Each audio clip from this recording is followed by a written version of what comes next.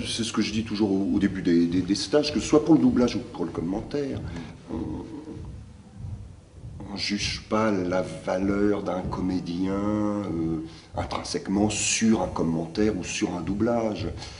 C'est une technique particulière qui fait appel aux qualités du comédien, mais il y a une technicité, il y a des impératifs techniques qui font qu'on est plus ou moins doué pour...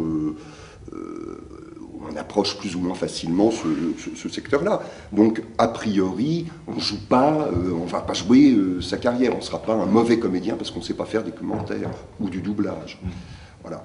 Donc, autant y aller le plus décontracté possible, parce que c'est le plaisir, moi, je trouve, qui donne de l'énergie, qui donne du sens aussi. La notion de plaisir ne veut pas dire pas d'exigence. Ça veut dire aborder les choses le plus sereinement possible.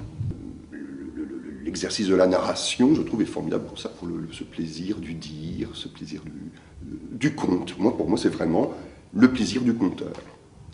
Une fois qu'on arrive à avoir cette technique, se couler dans le rythme d'un autre, c'est pas facile. Et par là-dessus, avec l'habitude, avec la maîtrise de son travail, on peut arriver à rajouter des choses qui nous soient intimes, qui nous soient personnelles. Alors là, ça fleurit. Comme je dis, tout d'un coup, ça fleurit. Et c'est beau parce qu'à la fois, il y a la rigueur technique, bon, c'est en place, ça ne choquera pas. Et en plus, si on peut être assez libre pour amener sa personnalité, ce que nous, on aimerait faire. Mais toujours inféodé à ce qu'on a à l'image, au guide.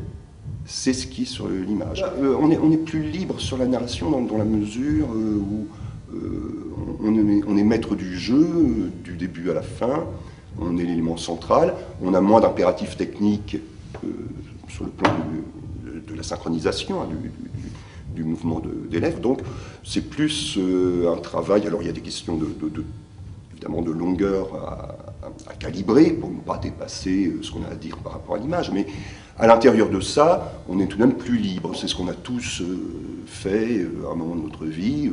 Il faut enregistrer son message sur son répondeur, et on fait 50 fois le même message, hein, c'est le sketch, mais c'est ça, on refait 50 fois parce qu'on trouve sa voix tarte, et parce qu'on s'aperçoit qu'au travers de la voix, il y a tellement de choses personnelles qui passent. Et je crois que c'est ça au début qui nous fait peur, même pour dire vous êtes chez M. Truchemou, laissez votre message après le bip. C'est tout con, c'est tout simple, mais ne serait-ce que pour dire une simple phrase comme ça, on se rend compte qu'on a la voix pas assurée, ah bah oui, on comprend pas très bien ce qu'on dit, on n'articule pas bien, on a un timbre de voix qui nous effraie au début. Quand on fait du commentaire à la fois, non, parce que le commentaire, comme on est seul, c'est aussi un moyen de se récupérer et d'être seul face à soi-même.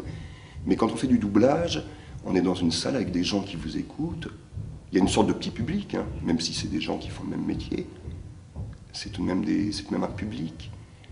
Donc on est déstabilisé. L'écoute de l'autre, tout le monde se plante, tout le monde s'est planté, même les gens qui pratiquent cette technique depuis des années. Enfin déjà, premièrement, sur les stages, moi je fais une première partie qui est une sorte d'exposition. Alors c'est un peu magistral, mais qu'on parle bien de la même chose.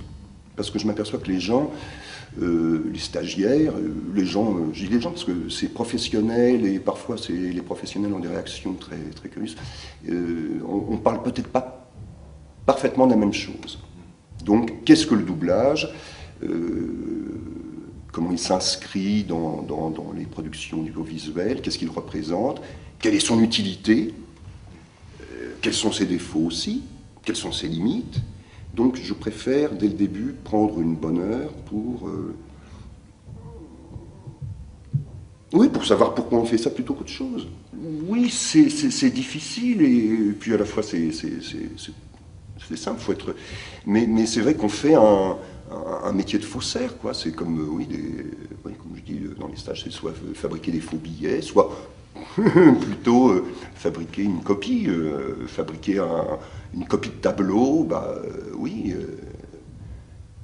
effectivement, si on fait une belle copie d'un Renoir, on n'est pas Renoir au moment où on le fait. Hein, mais ce que je dis toujours, on peut être un putain de bon technicien, de bon artiste, dans le sens artisanal du terme. Hein, il faut être un bon artisan pour arriver à faire une belle copie. Et déjà être un grand professionnel. Je reviens sur l'idée de faire un préambule pour qu'on parle bien de la même chose, parce que les comédiens viennent d'horizons différents. Certains cherchent dans les stages des réponses immédiates. Voilà, je veux faire du doublage, ou je veux faire du commentaire, sur quel bouton j'appuie pour que ça marche. Et moi, ce que j'aime bien, c'est ramener ça tout de même au travail du comédien. Tout en parlant des problèmes techniques qu'on a évoqués, qui sont fondamentaux, mais au-delà de ça, comment on connecte avec notre travail, notre sensibilité. Et donc, il faut un petit peu, oui, trouver le diapason commun entre tous les stagiaires et les intervenants, pour qu'on parle bien de la même chose et qu'on travaille dans la même direction. Mais je pense qu'il est aussi important de trouver le fil conducteur qui relie ce secteur à l'ensemble du métier. C'est vrai que souvent, au début, quand on commence, on a une sorte de volontarisme terrible. Il faut qu'on y arrive, il faut qu'on prouve que... Et justement, en doublage, c'est ça qu'il faut désamorcer. Plus, comme partout, plus on essaie de prouver, à mon avis, moins on y arrive. Donc il faut essayer de lutter contre cette volonté de « oui, je vais y arriver, oui, je vais faire bien ». Parce qu'on rajoute du beurre sur du beurre, on souligne les effets, on veut rajouter des indications, on veut bien faire comprendre que « ah oui, on a compris, c'est pas utile ». Souvent, il faut gommer beaucoup de cette énergie. Il ne faut pas croire que ce n'est qu'une succession de trucs. Il y a une partie de trucs, bien sûr, pour arriver à être en place, pour arriver à éviter les petits défauts, les attaques de phrases, etc. Mais ce n'est que l'habillage.